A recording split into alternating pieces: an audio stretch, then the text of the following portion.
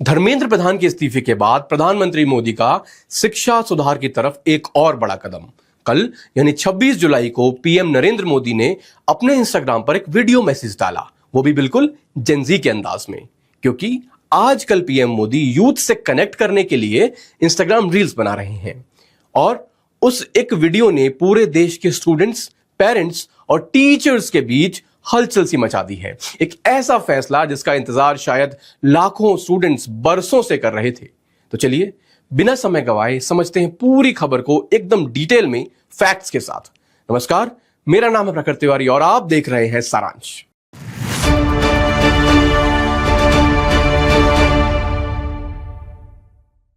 PM Modi ने एक task force घोषित की है एग्जाम रिफॉर्म्स के लिए, जिसकी अगुवाई करेंगे इन्फोसिस के को फाउंडर और देश के जाने माने टेक एक्सपर्ट नंदन निलेकानी।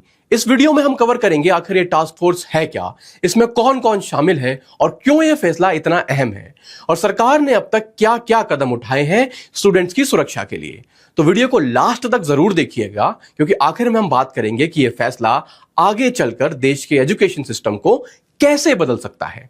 देखिए दोस्तों, बात शुरू होती है 26 जुलाई रविवार से। पीएम मोदी ने अपने ऑफिशियल इंस्टाग्राम हैंडल पर एक वीडियो मैसेज शेयर किया, या फिर आप कह लीजिए एक रील शेयर की, और उसमें उन्होंने कहा high powered task force examination reforms के बारे में, और एक गठन की भी घोषणा की। और इस टास्क फोर्स की कमान सौंपी गई है नंदन निलेकानी को। वही नंदन निलेकानी जिन्होंने इन्फोसिस जैसी कंपनी खड़ी की है और जिन्होंने आधार जैसे मेमथ प्रोजेक्ट को जमीन पर उतारा। यानी सरकार ने एक बार फिर साबित किया कि जब बात टेक्नोलॉजी और एग्जीक्यूशन की आती है तो सबसे काबिल इंसान को ही जिम्मेदारी दी जाती है। इन सारी बातों को ध्यान में रखते हुए विश्व प्रसिद्ध टेक्नोलॉजी एक्सपर्ट श्रीमान नंदन निलेकानी जी के नेतृत्व में एक हाई पावर टास्क फोर्स बनाने का निर्णय किया है, जो एग्जामिनेशन रिफॉर्म की तरफ फोकस करेगा और जल्द से जल्द आने वाली परीक्षाओं की विश्वसनीयता को सुनिश्चित करने का काम इसके रिपोर्ट के आधार पर कर दिया जाएगा। अब सवाल यह उठता है कि आखिर यह कदम क्यों उठाया गया। तो इसके पीछे भी कहानी बहुत ड्रामेटिक है। पिछले कुछ सालों में हमने देखा है कि नीट हो, यूजीसी नेट हो, या फिर कोई और कॉम्पिटिटिव एग्जाम हो, पेपर लीक की खबरें लगातार सामने आती रहती हैं। छात्रों की मेहनत पर सवाल उठते रहते हैं, एग्जाम्स कैंसिल होते रहते हैं, री एग्जाम की मांग उठती रहती है।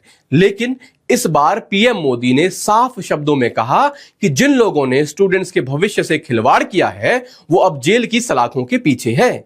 सरकार ने पहले ही फास्ट ट्रैक कोर्ट्स बना दी हैं ताकि दोषियों को जल्द से जल्द सजा मिल सके, और साथ ही एक नया कानून भी लाया जा रहा है जिसमें सख्त लीगल प्रोविजंस शामिल होंगे। फ्रेंड्स, विद्यार्थियों के भविष्य के लिए भारत सरकार लगातार अनेकविध कदम उठा रही है। जिन लोगों ने विद्यार्थियों के भविष्य के साथ खिलवाड़ किया वे जेलों में सड़ रहे हैं। हमने फास्ट ट्रैक कोर्ट बना चुके हैं। हम कल पार्लियामेंट के अंदर भी कठोर कानूनों के प्रावधान के साथ नया कानून बनाने की दिशा में भी आगे बढ़ रहे हैं। यानी सरकार सिर्फ बातें नहीं कर रही है बल्कि ग्राउंड पर भी काम हो रहा है। और अब अगला कदम है भविष्य में ऐसी घटनाएं दोबारा ना हो, इसके लिए एक ठोस टेक्नोलॉजी ड्रिवन सिस्टम तैयार करना।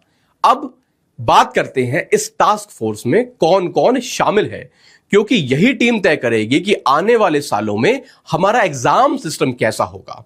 पहले व्यक्ति हैं नंदन निलेकानी, जिनके बारे में हमने आपको बताया। वो इन्फोसिस के को फाउंडर और चेयरमैन हैं और आधार आर्किटेक्ट भी उनको कहा जाता है। दूसरे हैं एस सोमनाथ, यह है पूर्व इसरो चीफ, यानी देश के स्पेस प्रोग्राम के दिग्गज। तीसरे तपन देका, पूर्व इंटेलिजेंस ब्यूरो डायरेक्टर, सिक्योरिटी और सतर्कता के एक्सपर्ट हैं ये।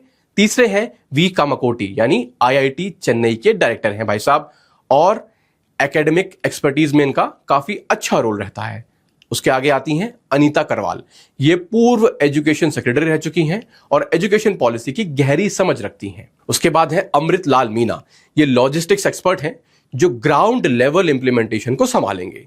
दोस्तों जरा सोचिए, ये कोई साधारण कमेटी नहीं है। इसमें टेक्नोलॉजी, सिक्योरिटी, एजुकेशन, पॉलिसी और लॉजिस्टिक्स हर क्षेत्र के सबसे अनुभवी लोग शामिल किए गए हैं।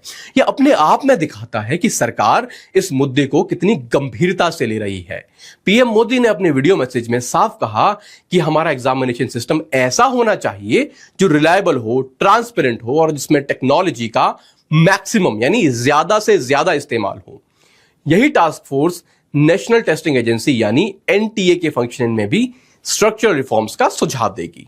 हमारी परीक्षा पद्धति विश्वस्त हो, हमारी परीक्षा पद्धति ट्रांसपेरेंट हो, हमारी परीक्षा पद्धति में सबसे ज्यादा अब टेक्नोलॉजी का उपयोग हो। सोचिए दोस्तों, अगर टेक्नोलॉजी का सही इस्तेमाल हो, अगर हर पेपर, हर एग्जाम सेंटर, हर प्रोसेस डिजिटली सिक्योर हो जाए तो पेपर लीक जैसी समस्या ही खत्म हो जाएगी। यही तो असली डिजिटल इंडिया का मतलब है। सिर्फ मोबाइल ऐप्स नहीं, बल्कि ऐसे सिस्टम्स जो आम आदमी की जिंदगी को बेहतर बनाते हैं। देखिए दोस्तों, अगर हम पिछले एक दशक की बात करें तो मोदी सरकार और बीजेपी ने बार बार यह साबित किया है कि जब बात देश के युवाओं और स्टूडेंट्स के भविष्य की आती है तो कोई कॉम्प्रोमाइज नहीं किया जाता। चाहे वो डिजिटल इंडिया मिशन हो, चाहे स्किल इंडिया हो या फिर आज का ये एग्जाम रिफॉर्म्स टास्क फोर्स, हर बार कोशिश यही रही है कि आम स्टूडेंट को, आम छात्र को एक भरोसेमंद, पारदर्शी यानी ट्रांसपेरेंट और मजबूत सिस्टम मिले।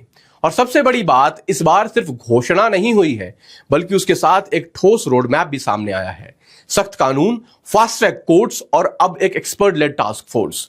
यह दिखाता है कि सरकार सिर्फ प्रतिक्रिया नहीं दे रही है, बल्कि एक लॉन्ग टर्म सस्टेनेबल समाधान की तरफ बढ़ रही है। यही गवर्नेंस का वो मॉडल है जिसकी उम्मीद एक जागरूक नागरिक अपनी सरकार से करता है। फैसले लेने की स्पीड, सही लोगों को जिम्मेदारी देना और आम जनता के भरोसे को सबसे ऊपर रखना। तो दोस्तों, ये थी आज की पूरी खबर। नंदन निलेकनी की अगुवाई में बना नया एग्जाम रिफॉर्म्स टास्क फोर्स और इसके पीछे की पूरी कहानी। अब आप बताइए कमेंट सेक्शन में, क्या आपको लगता है कि यह टास्क फोर्स सच में छात्रों के लिए एक गेम चेंजर साबित होगा? क्या टेक्नोलॉजी के जरिए हम पेपर लीक जैसी समस्या को हमेशा के लिए खत्म कर पाएंगे? अगर आपको ये वीडियो पसंद आई हो तो वीडियो को लाइक जरूर करें, चैनल को सब्सक्राइब करें, वीडियो को शेयर करें और बेल आइकन दबाना ना भूलें ताकि ऐसी हर जरूरी खबर सबसे पहले हम आपके सामने ला सकें। मिलते हैं अगली वीडियो में। मेरा नाम प्रखर तिवारी है, आप CF TV देख रहे थे। नमस्कार, जय हिंद।